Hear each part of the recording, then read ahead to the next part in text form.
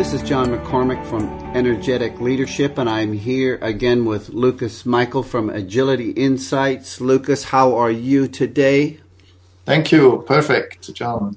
Great. And we have been continuing our conversation, and you have allowed me to do a couple of interviews with you to really expand on what it is you've been doing for organizations. And I know that you have created this fantastic tool, and I really wanted to delve into that, the performance triangle, a little bit, and maybe get an overview for people on what it is, how it works, where it kind of came from, and how it benefits organizations. So would it be all right to start there? Yeah, it's perfect. Okay, so it's the performance triangle. You've developed it. Let's just start with, what is it? What is the performance triangle? First of all, it's my new book. So that will actually outline what the performance triangle is and what it does for organizations. As you know, my interest is in organizational development, corporate development, in kind of the bridge between people and organization, what it takes for organizations to be successful.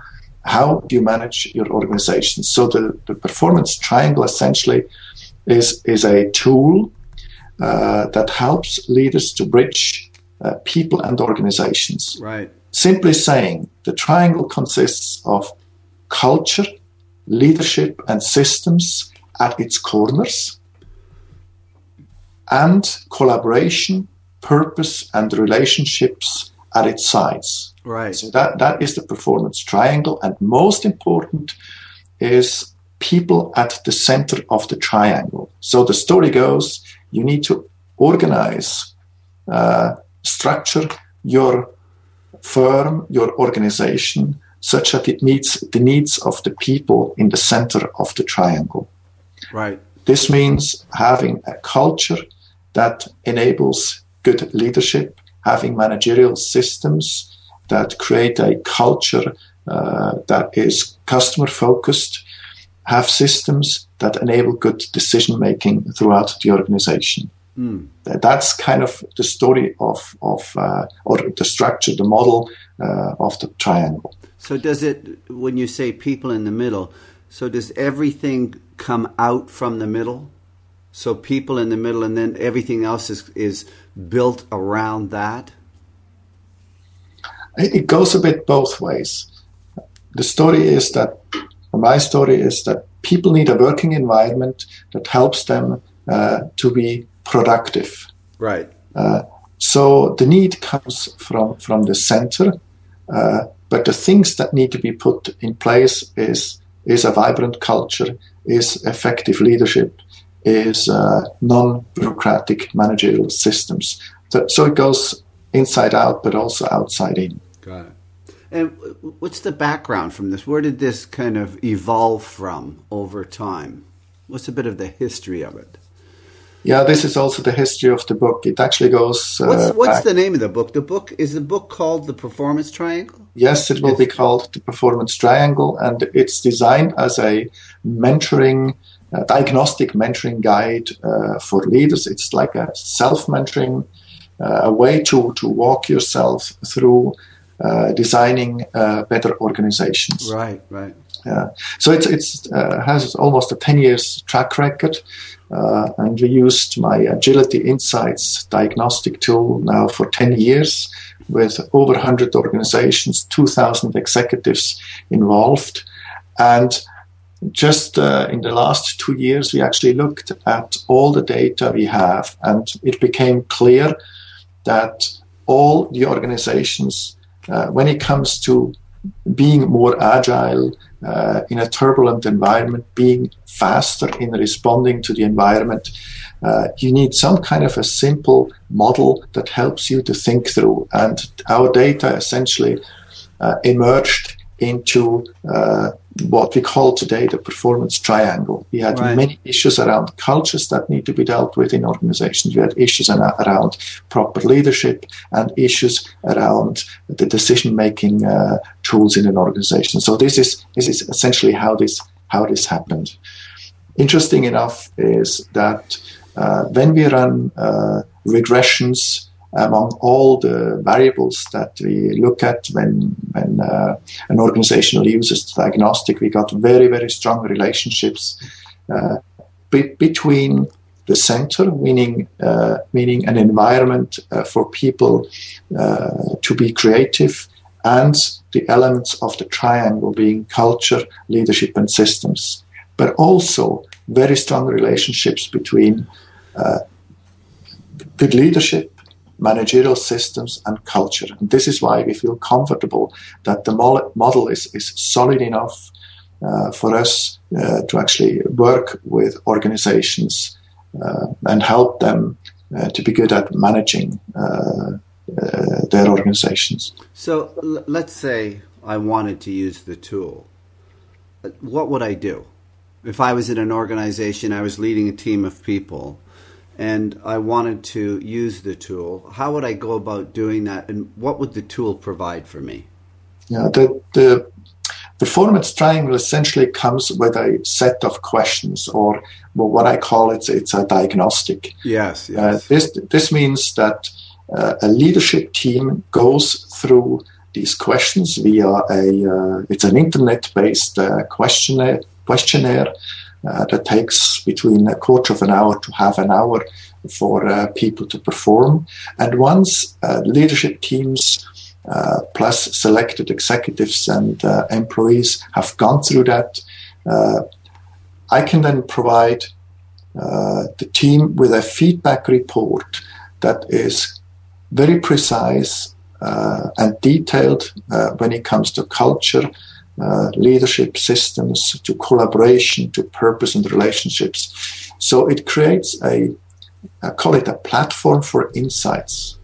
Right. Meaning that I'm not going there to tell them what they should be fixing, what they should be doing. What I do is I provide them with kind of insights through observation points. And these observation points, yes, they come like a street sign. It comes with green, yellow, and red. Yes. So some of the stuff will be well developed. Other stuff will be not developed at all. And we then look at the systemic or systematic linkages among the results that we see. So when you actually see the performance triangle with diagnostic results, you see a pattern. You start learning a lot about your organization, and just the discussion around that stimulates the learning with most leadership teams. So there is very little I have to say there. It's just walking them through the results, and they start discussing what they should be doing, what they should not be doing. And this means the energy essentially is not with me. The energy is with the leadership team that goes through that process. And that's what I call diagnostic mentoring.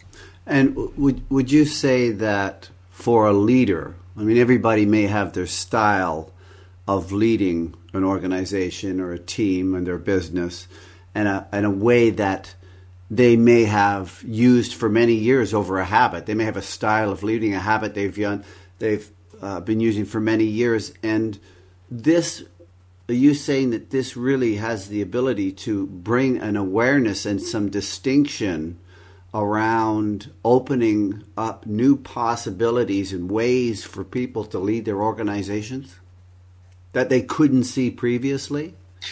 Yes. This is actually a very important point you bring up here. Most leadership teams have been there for years. Yes. And most of them are quite successful in what they're doing. However, over time, unwillingly and unknowingly, I call it viruses start interfering with the quality of leadership here. As you grow as an organization, you start building bureaucracy. You try to defeat the complexity that increases, and that essentially increases, or that introduces interference into the organization. And those things, you actually, if you're part of the organization, you don't notice unless it gets really bad. Yeah, unless that's right. Yes. You hear that the culture is turning sour, when employees start questioning why they are here, only then you actually notice it. But then it's almost too late to actually react. So the tool essentially helps you to diagnose from time to time whether you have areas that need your attention because you don't know. I mean, one of the most difficult things for a CEO of a larger organization is to get real feedback of what is going on or what is not going on in the organization. That's right. And this tool helps him or her to get authentic feedback. It's hands-on feedback, things that you can change or that you need to change in order to maintain the quality of leadership that you see. So this is one way of dealing with it. Another way of dealing it is to actually ask very fundamental questions. How do I lead my organization? What are the fundamental principles by which we manage what we are doing here? And the tool, the Performance Triangle tool, also provides a set of questions that helps you to find good answers to that question here. Now, I know that we've spoken about this before too, and you just kind of touched on it there. The larger the organization becomes, the more complex it becomes. Yeah. And the more complexity there is in the organization, the more difficult it becomes to lead that organization without really looking at the structures of that organization. And a lot of people that I've seen throughout my business career, as the organization grows, their style of leadership doesn't work as well as the organization gets bigger. Could you comment on that? Yes, this is the way it is. Leadership styles, as you grow in an organization, will change with you. The fundamental style you will keep. That's something that you're almost born with, that you have learned throughout your entire life, but you can adapt to it. Now, not all of the styles are equally effective in all contexts, but also not in all organizations. That's right. Yeah. So there needs to be a good match of leadership style and organizational preferences. For example, if you have a very bureaucratic kind of an organization, and if you are a creative, visionary type CEO that wants to get stuff done today, then you immediately have a clash. There is tension building because the organization essentially cannot follow what you ask it to do here. Yes. And that situation requires a resolve. And the diagnostic essentially, with the performance triangle, helps you to uncover these areas. That's it. That's fantastic. And anything else you want to point to that you've got there? Well, I mean, the entire tool, if I call it as such, so the performance triangle together with the diagnostic tool, definitely is there to do, I would call, three things. It's making it more agile, faster, the organization. Systems, that's the lower right corner, are there to help organizations to be good at their decision-making, delegated decision-making. Leadership essentially is there for intense interactions into the organization, and the culture is there for utmost client orientation. So it has a very strong business contact, meaning making good decisions, interacting with your clients, enhancing your client orientation, and altogether is what I call people-centric leadership. Yeah. It's from the inside out. So if you want client-centric, essentially you need to start at the inside, which is the people-centric part of the performance triangle. Fantastic. Now, I know you've got quite a bit of information on your website if people are interested in learning more about that. Where could they contact you if they want to do that? Well, the easiest way is through the website. It's performancetriangle.com or it's agilityinsights.com. Fantastic. And it's all there. Lukas, thank you. A pleasure to be chatting with you again, and we look forward to some more of it in the future. Thank you too. Bye, John. Bye-bye.